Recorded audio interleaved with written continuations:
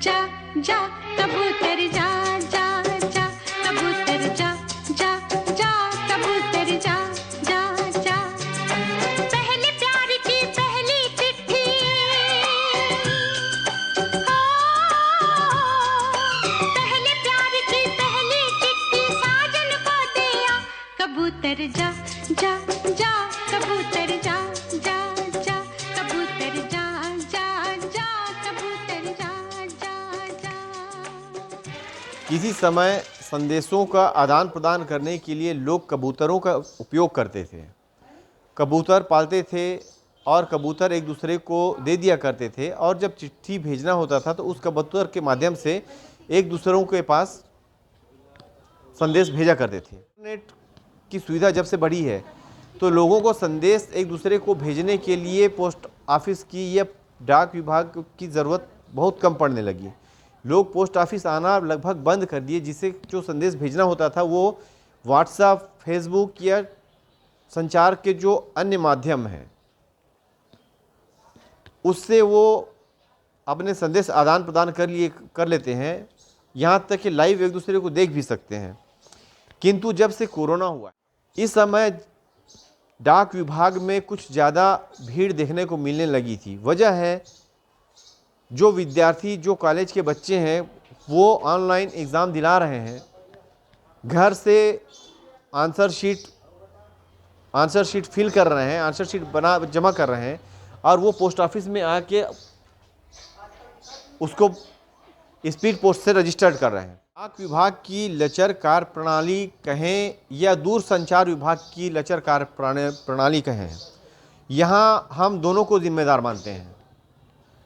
पहला तो ये कि केंद्र सरकार से संचालित डाक विभाग जो किसी समय सबसे महत्वपूर्ण विभाग हुआ करता था, आज उसकी स्थिति ये है कि यहाँ पे स्टाफ नहीं है।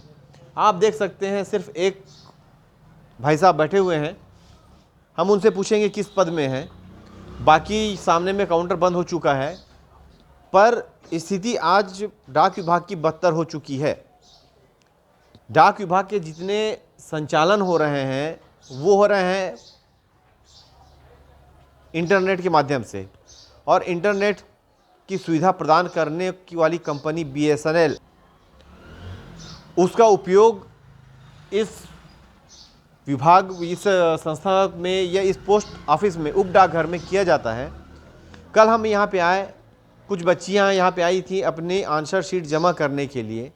यहाँ नेट नहीं चलने की वजह से वो अपने आंसर शीट को जमा नहीं कर पाई। मजबूरी में उनको यहाँ से भान प्रतापपुर जाना पड़ा, जो कि 35 किलोमीटर दूर है। टाइम निकल रहा था, मजबूरी थी। यहाँ पे काउंटर में नेट नहीं चल रहा था, नेट की समस्या थी, जो कि BSNL प्रोवाइड करवाया हुआ है, और सेकेंडरी जो सिस्टम ऑप्शन के लिए दिया गया है वो एयरटेल है। और बदकिस्मती कल एयरटेल में भी काम नहीं हो रहा था। तो यहाँ जो बैठे हैं भाई साहब, उन्होंने कहा कि संभव नहीं है स्पीड पोस्ट करना, तो उन बच्चों को अपने आंसर शीट जमा करने के लिए भान प्रतापपुर पोस्ट ऑफिस में जाना पड़ा। अब भान प्रतापपुर में भी नेट चल रहा था नहीं चल रहा था, इस बारे में हमको जानकारी नहीं मिली है। फिलहाल ये बता दें कि कुल मिला के जो केंद्र से संचालित संस्थाएं हैं उनमें उनका कोई माई बाप नहीं है, देख रेख करने वाला कोई नहीं है।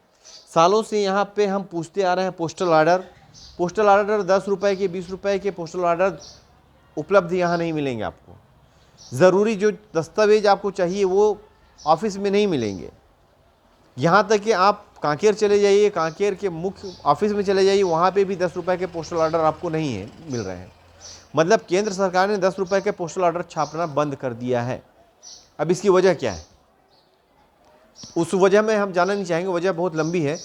पर लोग अब यहाँ पे सिर्फ पैसा जमा करने, पैसा निकालने के काम में ज़्यादा आते हैं, ना कि किसी अन्य काम में। अब उसमें भी ये है, जब तक कि ऑनलाइन सिस्टम या इंटरनेट सिस्टम सही ना हो तो उसमें भी दुविधा होती है। लोग आते हैं, पैसा निकालने आते हैं, वृद्धा पेंशन के लिए आते हैं, सर्वर डाउन हमेशा होता है। सर्वर डाउन, वृद्धाएं बैठी होती है, बहुत घंटों बैठी रहती हैं। सर्वर डाउन होने की वजह से जो 400-500 रुपये उनको वृद्धा पेंशन मिलता है, वो वृद्धा पेंशन भी वो नहीं मिलता और बेचारों को खाली हाथ जाना पड़ता है। इसकी सुध लेने वाला कोई नहीं है, ना स्थानीय प्रशासन, न जिले में बैठे हुए अधिकारी। विभाग के कर्मचारियों के अनुसार कई बार शिकायत की गई, कई बार जानकारी दी गई, किंतु किसी के कान में जू नहीं रेंगती। जो ऊपर बैठे अधिकारी हैं उनके, बस काम चल रहा है, गाड़ी चल रही है, ढकेल पेल के जैसे तैसे पोस्ट ऑफिस को चलाया जा रहा है। लोगों को परेशानी कितनी है इससे विभाग के बड़े अधिकारियों को कोई मतलब नहीं है। भेज देते हैं, जाइए संभालिए पोस्ट ऑफिस को। यहाँ पे वृद्धा पेंशन वाले आते हैं जो भारतीय डाक विभाग में पैसा जमा करने आते हैं, वो पैसे के लेन देन के लिए आते हैं, पर हमेशा सर्वर डाउन या कभी कोई और समस्या है। कुल मिला के हाल बेहाल है केंद्र सरकार द्वारा संचालित संस्थाओं का। कोई माई बाप नहीं है। हो सकता है कल के दिन पोस्ट ऑफिस या इस संस्था को भी अडानी या अंबानी को बेच दिया जाए, इसमें कोई दो मत नहीं। हम कुछ बातें यहाँ भाई साहब बैठे उनसे भी करना चाहते। साथ यहाँ पे मौजूद हैं गौरव तिवारी, प्रभारी पोस्ट मास्टर। आप देख रहे हैं पूरा सन्नाटा पसरा हुआ है, कोई स्टाफ नहीं है यहाँ पे। अब ये बेचारे अकेले क्या करेंगे, जबकि इंटरनेट की सुविधा रहती नहीं है। हफ्ते में 3 दिन इंटरनेट सुविधा बंद रहती है। स्टाफ सरकार यहाँ पे दे नहीं रही है। डेली वेजेस में काम करने वाले लोग आते हैं, कुछ दिन काम करते हैं, चले जाते हैं। लोगों को चिट्ठी पत्री संदेश जहाँ पहुँचना है वहाँ ढंग से पहुँच नहीं पाता, क्योंकि एक अकेले से इसका संचालन संभव नहीं है। फिर भी हम इनसे बात करते हैं और इसके अलावा क्या क्या परेशानी आ रही हैं।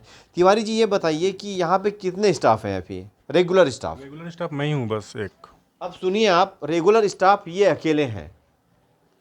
अगर ऊपर कोई सुन रहा होगा, बॉस कोई होंगे अधिकारी, वो भी जान लें कि यहाँ इस अंतरगढ़ ब्लॉक मुख्यालय में सिर्फ एक रेगुलर स्टाफ है पोस्ट ऑफिस में। अच्छा सर, अकेले आपको मैनेज करने में क्या क्या परेशानियों का सामना करना पड़ रहा है? मैनेज करने में बहुत सारी परेशानियाँ हैं। अब एक आदमी है, कितना काम कर सकता है। तो एक आदमी तो खैर कुछ कर ही नहीं सकता, बहुत कम काम कर सकता है। फिर भी आप कर रहे हैं, हम देख रहे हैं आप जब से लगे हुए हैं। उधर खैर अभी टाइम हो गया है, तो पीछे पोस्टर में लिंक फेल लिखा हुआ है, शायद वो परमानेंट लिखा हुआ रहता है, क्योंकि लिंक अक्सर फेल होता है ना। अब सब जगह तो रहता ही है, लिंक हमेशा फेल होता है, तो आपने पहले से लिंक फेल लगा रखा है। तो और बाकी जो डेली वेजेस वाले हैं वो कितने हैं सर अपने हैं? अपने यहाँ डेली वेजेस वाले हैं एक। हाँ।